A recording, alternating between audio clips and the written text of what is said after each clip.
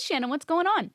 Not much. It's a beautiful day out. It's finally spring, and I'm enjoying life. How about you? I have no complaints. I did yard work today. I went for a walk. I'm looking forward to our workout tomorrow. That's right. Susan and I have started to become not just friends, not just podcasters, but workout buddies. Yes, So I will be there at 7:30 bright and early.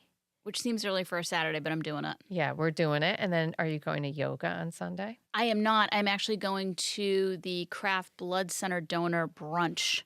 I think that sounds like a made-up event so you can get out of yoga. No, That doesn't make any sense. No, it's actually honoring our guests, Betsy, and our friends' contributions to platelet donations.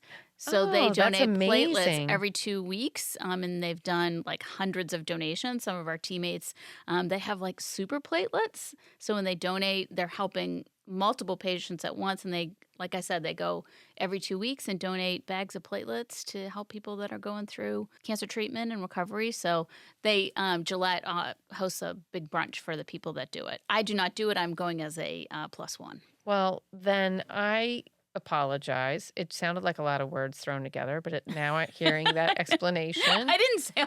I feel bad that I said it that way. It's like, rah, rah. Well, I think that's a good reason to miss yoga. But I do have, our listeners are not going to see this, but I'd like to know more about your hair. Susan has put rollers or a curling iron. I'd like to know which. But you look very fancy right now. You have I feel fancy. I'm wearing a lot of pearls today, too. You are? Because I'm going out to dinner after this, so I'm dressed up for that. And I'm most importantly dressed up for you and for our fabulous guest, Betsy Bowman. That's really exciting. Well, I just would like to remark that I, too, am going out to dinner, and I look like I just jumped off a chuck wagon in a commercial because I'm wearing a plaid scarf and a sweater and have sort of makeup on, and you look very lovely with the pearl necklace and a black top and hair that is Farrah Fawcett-ish and beautiful, beautiful lip gloss. Thank you. I really tried today. I will tell you, it is a curling iron. I bought it at TJ Maxx, and I was incredibly happy with it. Well, you should be because you look fabulous. Thank so you. I'm a little bit jealous. So Thanks. Are we ready to get started?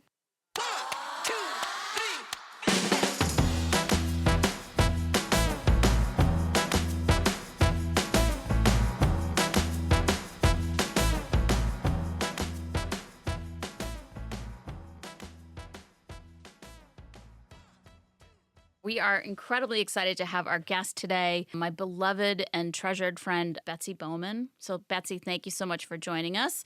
I'd like to give a little info about Betsy.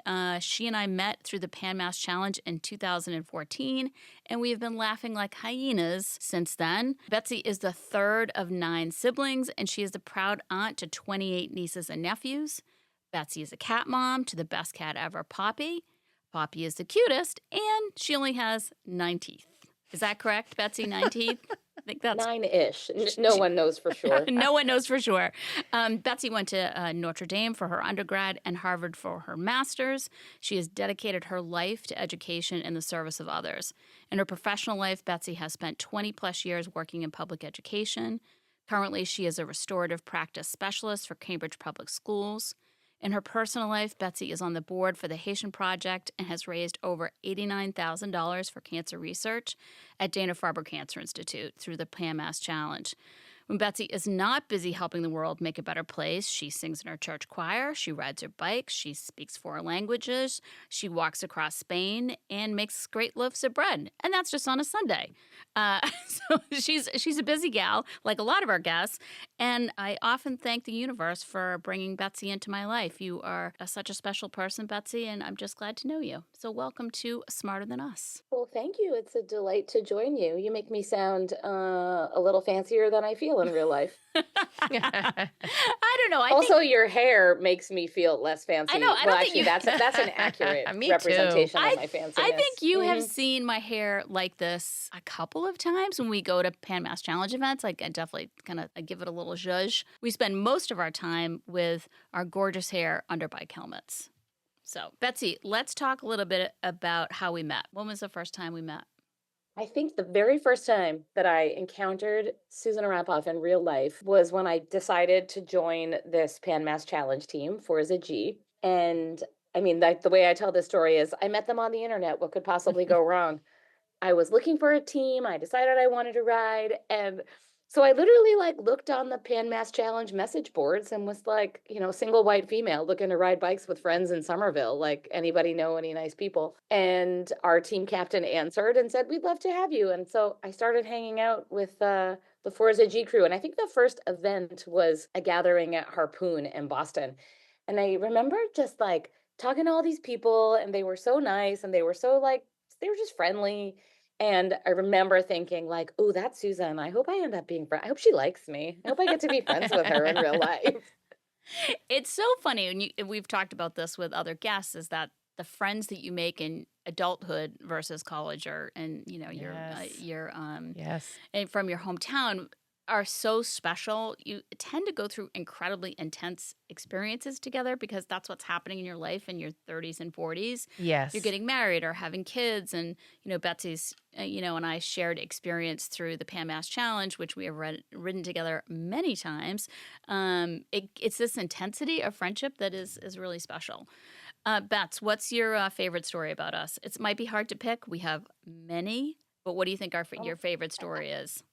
I just like none of them are going to sound as funny when I tell them, but it's just like any number of the times that Susan and I find ourselves on bikes in bad weather. Just like shenanigans ensue 100% of the time. Like it just, either it's, 110 degrees and like the sidewalk is, boiling lava, or it's raining, or we're cold, and just shenanigans ensue 100% of the time. It usually involves like a lot of talk about our outfits and when are we going to have snacks next and when can we stop riding our bikes. I was just going to ask, because I can't ride a bike without feeling like I'm going to die. So I'm curious, do you two talk the whole time you ride just to make each other laugh? Yeah. Remember that time when we were on a group ride and our friend Michelle told us to shut up because we were talking too much? So Michelle is one of our future guests. And yes, she was like, if you guys ever stop talking, you might ride a little faster. I'm like, we might. You could breathe better and ride faster. But we sing songs, we entertain the people around us, we make friends. And for context, for anyone that doesn't know what Pan Mass Challenge is, it is a charity bike ride raising money for Dana-Farber Cancer Institute. And Betsy and myself ride 192 miles from Sturbridge, Mass. to the tip of Cape Cod, to Provincetown. So we have a lot of time together. I think one of our favorite stories, or my favorite story, is we were at an event and I was trying to be a connector of people, if you will. And we were chatting it up with this, what I would classify as somewhat of a silver fox. And I and I had asked him, what's a fun fact about you there, Mr. Handsome Guy? And he said, well, I used to be a priest. And in response to that, I stuttered and said, so are you still churching? And he thought that was funny. I was trying to establish like where he was in his journey, if you will. So I was trying to get Betsy hooked up with this guy because he was very, very, very I thought cute. for sure you were going to ask him if he was still celibate or something. No, but I could. And I think what's funny is Betsy watching That would have me, been funnier. I wish you had asked him that. and the answer to that is I don't think so. I do not. Yeah, definitely not. But it was so funny because she could see me working through the hole I'd gotten myself into, and I couldn't get out of it. And Betsy, you didn't help? You were working so hard to like follow up, and it was the use of churching as a verb, I think, that was part of it. And the other part of it that made it amazing was your brother who was there. And like, I think like beer did come out of his nose. Yes, it did. It like, did. it was- All it over, was- this fellow. And it really kind of went downhill for there. And we've subsequently run into this guy many times, and he tells that story. He enjoys it as much as we do. Yeah, he actually had a Post-it note in his wallet, and he showed it to us, and it said, are you still churching? He's like, it's literally one of the funniest things I've ever heard somebody say to me, and I wrote it down, and we see him every year. So Bets, another path you and I have been on is we started a podcast in February of 2020. I mean, it was magical. I mean, it was this perfect time for us to spend time together and to reach out to our teammates. Our podcast was about cycling and our PMC team. What advice, Betsy, can you give us for this podcast? Talk slower than you think you should, because editing is really hard when everyone's talking fast. And stories that you think are funny. I mean, Susan and I just told stories and laughed our heads off. Like we thought everything was hilarious. And so it was all comedy gold. And then we'd go to edit it and we'd be like, we're going for 20 minutes. And then it would cut it down to 56 minutes. And we'd be like, okay, we gotta keep cutting. That story's not as funny as we think it is. I know it's very hard to translate that. The other thing that we did not have a Victoria. So one of the other problems we had was variable sound levels. So I burped a lot I'd get nervous and drink a lot of soda and I would burp, or Betsy would just talk really loud, like for no reason. Like it wasn't like a to emphasis. It was, she just all of a sudden started talking really loud. I'm having trouble controlling the volume of my voice.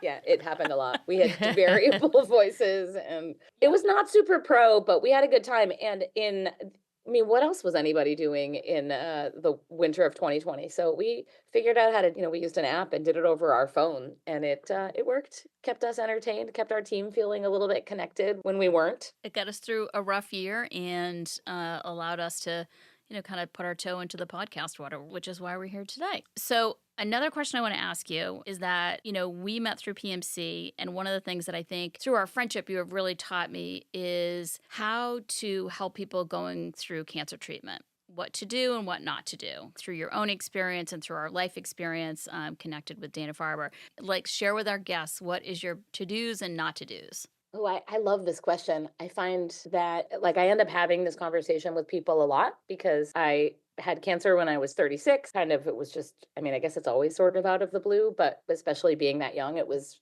very unexpected. And so the thing that feels the most important to me is that the most common thing that people will say, right, is let me know how I can help, or let me know what I can do. I know that comes from a place of absolute sincerity when people say that. But I often felt like, well, now you just made it my job to figure out how you can help me. And now I have to do all the party planning around that. And that doesn't feel quite like a fit for me. So what I've learned to do, and I learned this from people who approached it this way with me. I remember this wasn't even a super close friend, but just, someone who I knew professionally who, I don't know, called or texted and she said, oh, I'm making matzo ball soup on Tuesday. Could I bring you some? And my answer was, yes, you could. That sounds amazing. Was she making matzo ball soup on Tuesday? I have no idea. But she made it feel to me like it was easy. And then all I had to do was say yes to it. And I wasn't having to think of the thing and then call the person to ask for the thing.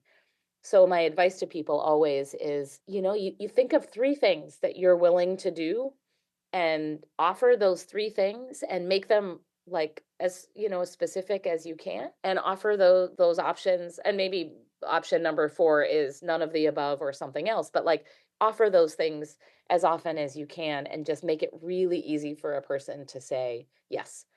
Thank you for that. That is such great advice, because at the time people don't know what to say or do and make it too generic. So I'm going to walk away with that one and offer that to anybody who needs anything. I'm showing up here. I got soup. I love that. My stomach just growled in the loudest way possible. That was perceivable. Yeah. That was I don't outstanding. know what's going on. Sorry, Betsy. Okay, I'm going to pivot, Betsy, because I don't know you as well. And what just really jumped out at me first thing is that you are the 3rd of 9 siblings.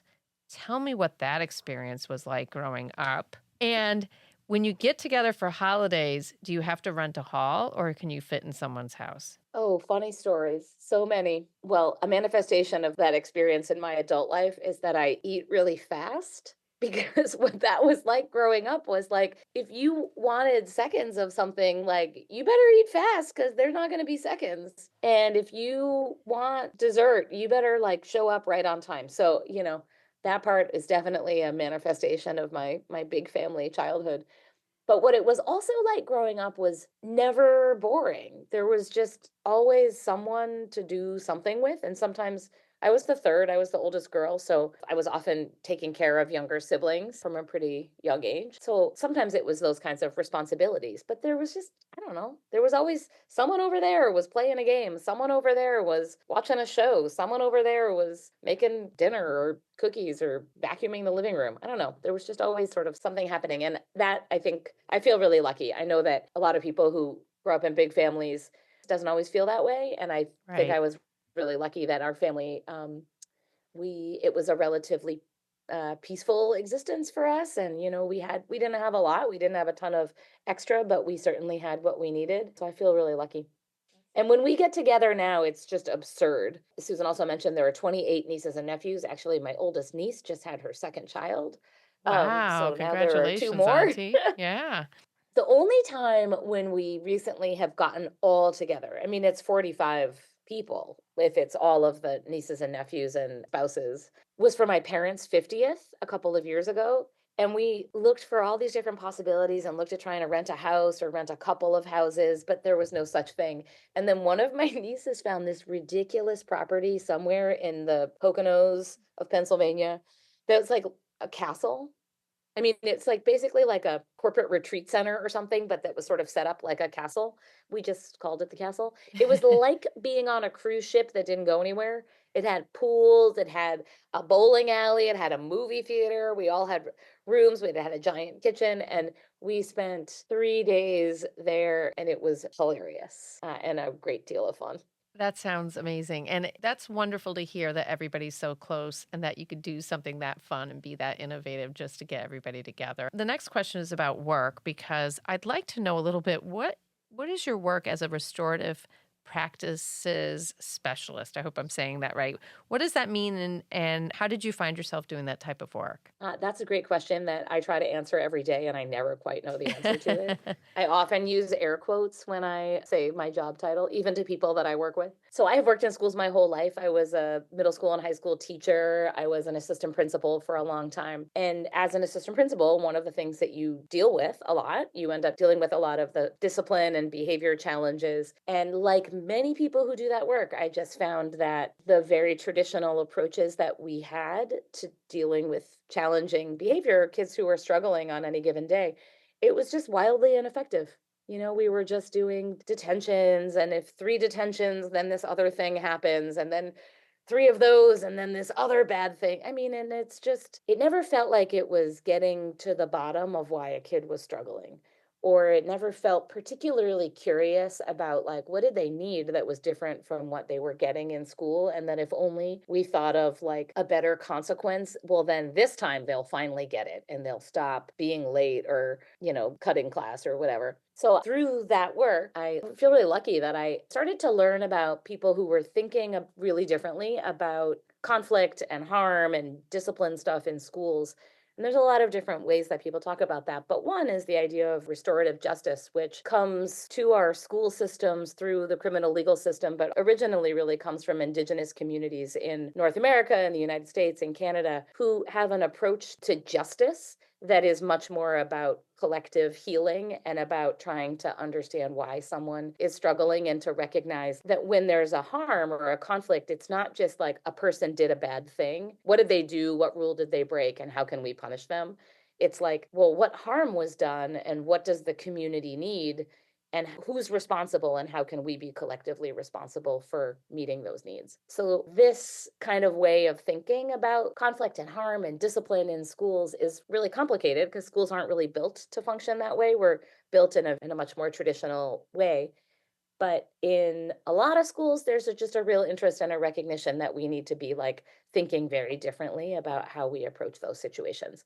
So my role in Cambridge, where I work, is supporting school leaders and teachers and groups of teachers in kind of thinking and learning and reimagining how we deal with those challenges. And also like learning how do we build relationships and community in a better way so that when something goes wrong, like if a kid does something, I don't know, a couple kids get in a fight and then you say like, oh, we want to get them together and we want them to try to heal that, but they never liked each other to begin with and they never felt connected to the school community to begin with. They're just like, I don't want to talk to you, like why should I do that? So we also are trying to really think about how do we make sure that every kid in every school has a connection point to other kids, to adults, and that they value the communities that they're a part of. That sounds like terrific work. Thank you for sharing that. And you've done a lot of great work. And I've noticed from your bio that you spent time in Haiti and are on the board of the Haitian Project. Could you tell us a little bit about that work as well as tell us about being in Haiti during the big earthquake?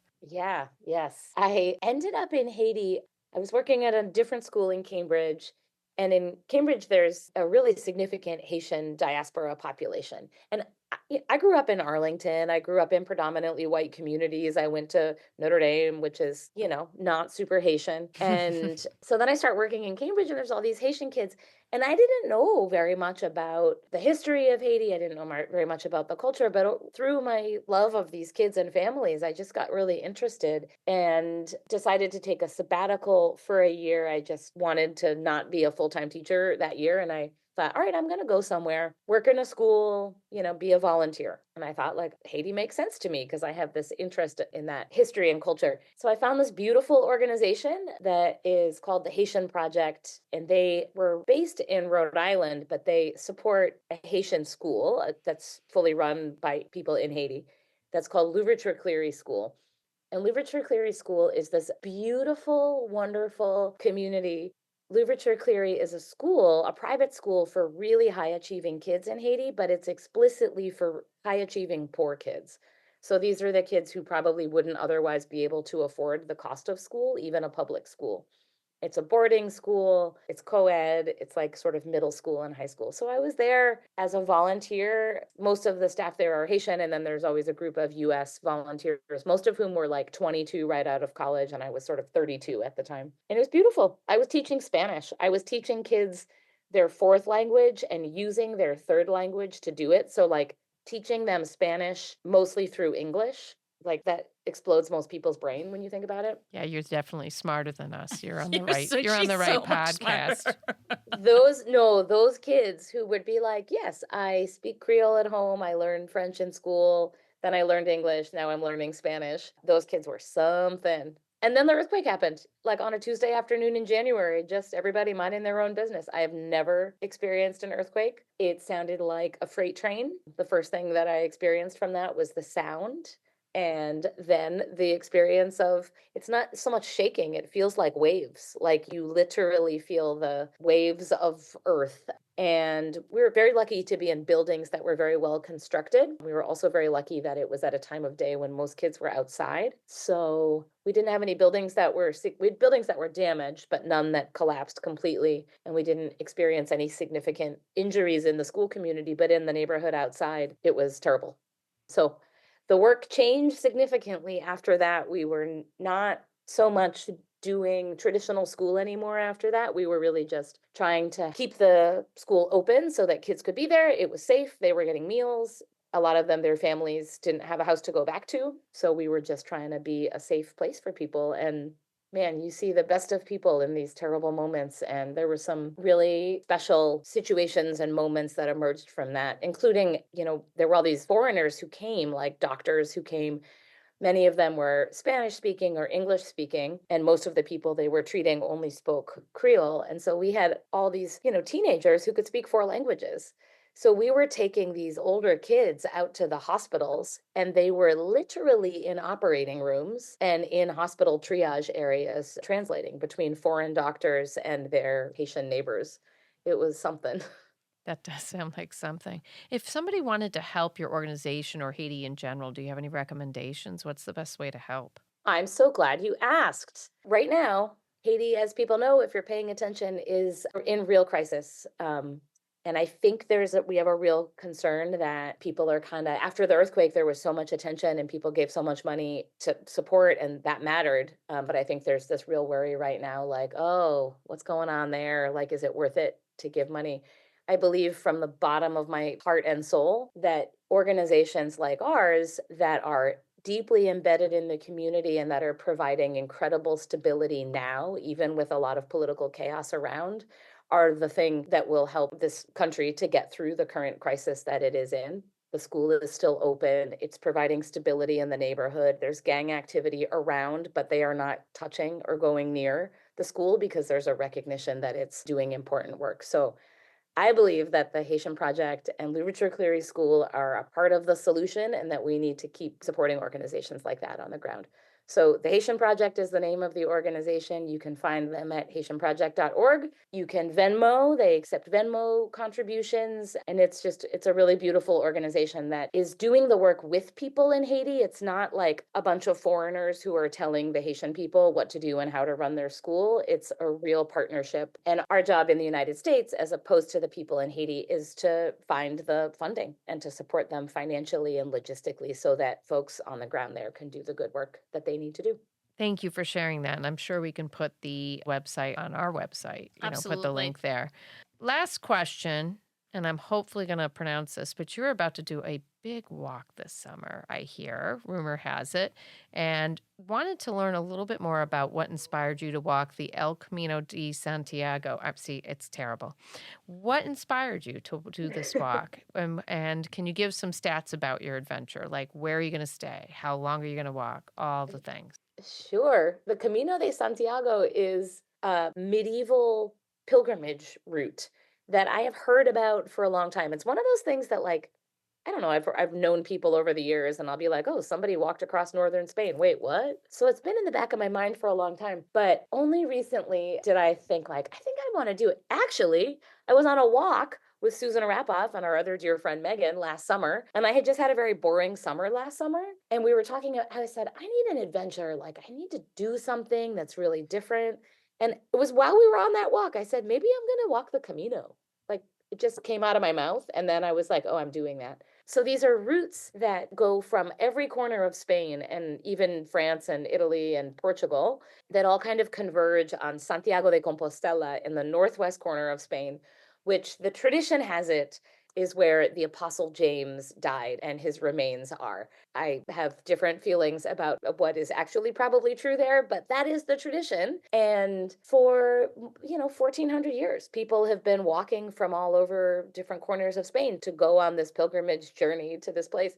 So then they wrote, roads grew up around those routes. People would follow the old Roman roads, and then, cities grew up over them and they built bridges. And so there's this whole, you can see the development of Spain like over these routes. And the tradition historically was that when pilgrims were walking on any kind of a pilgrimage, that it was the responsibility of the town to welcome them.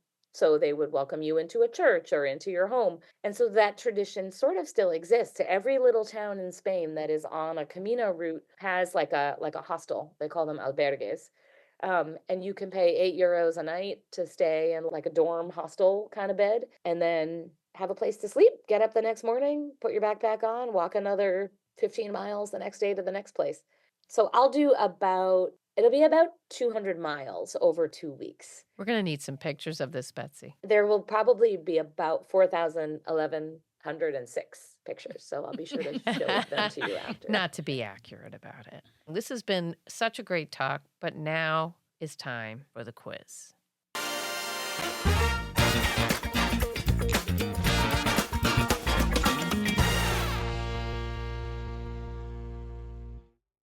You ready for the quiz, Bets? No, because I didn't know there was a quiz until like 14 minutes ago. So here we That's go. what makes it even more exciting. And you're going to ace it. So do I have to like buzz in? What happens here? No. It's multiple choice. Okay. There is a singing component. There's a Great singing. news. Great news for everybody. Betsy also sings in a choir. I mentioned that too. She has a beautiful singing voice. I'm a choir singer. I'm not bad when I have like 15, 20 backup singers. You sang the national anthem at Fenway. I mean, not by yourself. With 15, 20 backup singers. Yeah, she sure did. Yeah. Our choir did. It was very cool. Yep.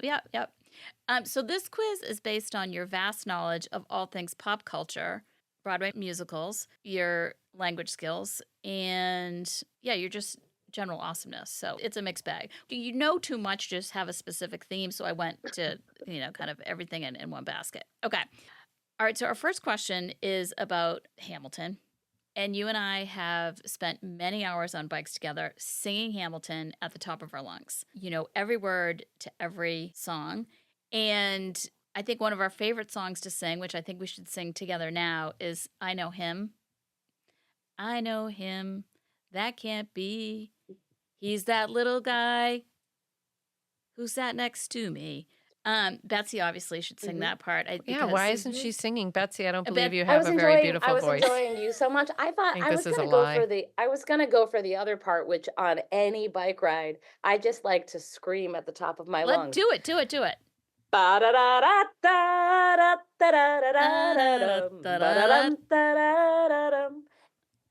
I just like to sing versions of that as loudly as I possibly can. Yeah, we certainly do. We'd love to also ride our bikes in Lexington and Concord, and especially during Patriots Day, and yell things out to the reenactors. And we may or may not have yelled to the people in the red coats. Betsy, what do you like to say? Oh, I like to say, you guys are going to lose.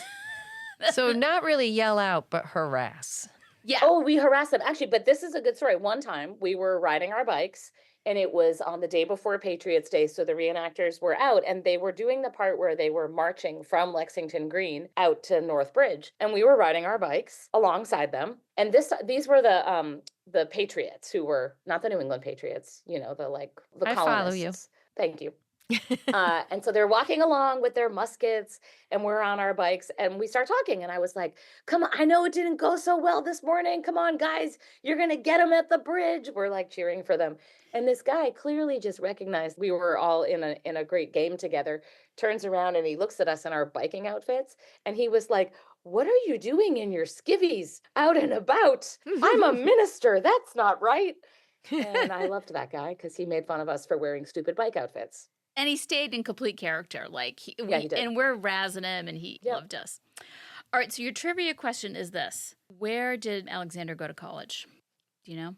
Alexander Hamilton went to college at Columbia, right? That is sort of correct. So I'm going to give it to you because it is now called Columbia University. King's College. But it was originally King's College. So I think... King's College, to drop some knowledge. Yes, to drop some knowledge. So your next question is related to The Princess Bride. A fun story. One of our friends rented out the Strand Theater in Clinton. This was many years ago, maybe 15 years ago. Right up the street from me. Right up the street. Beloved, movie house and community business, and played The Princess Bride up on the screen, and then invited friends and family to come and act out The Princess Bride up on stage, and everyone got scripts, and you could dress up as each character. It was how did I miss that? It was a magical evening. It was magical. I guess I wasn't in the friend group. But yeah, and we tried to do it as a fundraiser, and I think we raised like $3, but it was a magical time. It didn't matter. We had a great time. Mm-hmm. And this is where I learned that Betsy can do an amazing impression of Inigo Montoya, one of the main characters. Who I love. Betsy, are you ready? Yes, I'm ready. I can do this one anytime you want. I don't have to just be Inigo Montoya, but it's fun to be. I can say it like this. Hello, my name is Inigo Montoya. To kill my father. Prepare to die. That's it. That's literally your trivia question. I was going to say, can you quote anything from the movie in the accent? Do you have any other quotes you think you can do? Oh, what else does he say? What else does Can I try and see if I can get it? Yes. Stop rhyming. I mean it. Stop that rhyming, I mean it. Does anybody want a peanut? That wasn't in the accent, but that's my favorite. I love Wallace Shawn. I don't think Inigo Montoya is the one who say it. Does he say, stop that rhyming, I mean it, like that? No. It was Wallace Shawn. What's the character he plays? I don't remember, the other guy. But I don't think, maybe he was watching and he say it anyway too. Does anybody want a peanut? Another thing you could say is, he is fencing with Wesley, who I love, and he says, but there's something you don't know. I am not left-handed. I am not right-handed. I am not right-handed either. That was a magical evening. We'll put that on the to-do list of things to do. It's worth it. It would be worth it to reenact. I mean, that movie at this point is like 30 years old. Oh, right? Beyond 30 years old. Yeah, because it came out when I was in high school. I know. I saw it in the theater. Yeah. It is still so good. And like Fred Savage is 9 in it. And what a thing. The theater I saw it at, people at the end stood up and applauded. With good reason. It was amazing. It was amazing. Yeah. I love that movie. My high school boyfriend called me Buttercup. Was that his idea to call me that? It was not, but I strongly encouraged him to do so. And he was complicit in it. And you were not mad that you were not mad that he did. No, I wasn't. When I was in high school. True love is what brings us here together today. Marriage. Marriage. When I was in high school, I wrote to the author that wrote the book. And in the actual hard copy book, there's a section that talks about if you want to get a unabridged version of the book that talks about the kissing part, because the whole thing is that Fred Savage, I don't want to have it in the kissing part. If you mail me a self-addressed envelope, I'll send it to you. And I did, because I was, I just thought it was so fabulous. And I got, 3 or 4 pages of, the extra part, which I thought was sweet from the author. I love the Princess. PG-13 kissing part. Yeah, it wasn't like, so cute. It wasn't That's like adorable. sexy time. I mean, it was like, smoochy, smoochy. Anywho, all right. Now, this is a really hard question, and I don't think you're going to be able to answer it. Are you ready? Betsy, how many backpacks does one need to buy and try and return before embarking on the El Camino? This is multiple choice. A, 2 backpacks. B, 57 backpacks. C, 13. D, 11. The answer is that there's no final answer yet. I still don't know. The answer is that I think there is a picture of me on the wall at REI corporate headquarters that says, tackle this lady if she comes in the store, because I just buy things and return them. I buy a backpack, I try it out a few times, because you can return everything. That's why they're losing profits. Yeah. It's her. It's all her. It's all me. I love, and shoes too. I've also bought like 3 different pairs of shoes that I've been trying out. So at this point, I have tried 8 different ones. But I don't think you're done. And no, I'm not done. I thought I was, but I took it on a long hike the other day and I was like, oh, this isn't the one. So I have another one on the way I'll be trying out shortly. So I can't answer that question. It's not determined yet. Not determined. The other day, Betsy texted me. She's like, oh, I'm on the train right now, and I think I'm going to take the train out to Concord and just walk home to Somerville. I'm like, today? She walked 15 miles in a day. That's impressive. That was really impressive. Yeah, because what I'm going to do in July is walk 15 miles for 14 days in a row. So I figured I should try it out and see how it goes. All right, so here's your real trivia question about the El Camino. What is the most recognizable symbol of the Camino de Santiago? Do you know? Yes, there are 2. I would say the shell is one. That's Ding. The tradition was that people would go to Santiago and then go another maybe 50 miles maybe to the sea, and you'd go to the Atlantic coast and get a shell, and then you could bring a shell back to wherever you were from, where people had never seen the ocean, and it was sort of an indication that you had done this pilgrimage. So the shell is still a really common one. People often have a shell on their backpack. And the other is an arrow. It's yellow arrows, because the whole route, all of these different routes are marked with yellow arrows telling you which way to go. So in theory, you don't need a map or GPS. You're literally following the yellow arrows. Great job. Yes, you win. You win, as predicted. Smarter I than love us. gold. I love winning. I love gold stars. You get yes, only our recognition, no prize. All the honor and glory. We've just got a list of standard questions we like to ask people, kind of a lightning round, if you will. So not long answers, but just so that everyone can get to know you. So what are you most proud of? I am most proud of my work and my relationship with my family. What makes you laugh? So many things and people and humans, including that one right there. Yeah, Susan's pointing at herself. Nice way to get you to be the answer. What advice would you give your younger self? To give 0 Fs what other people think. Oh, great answer.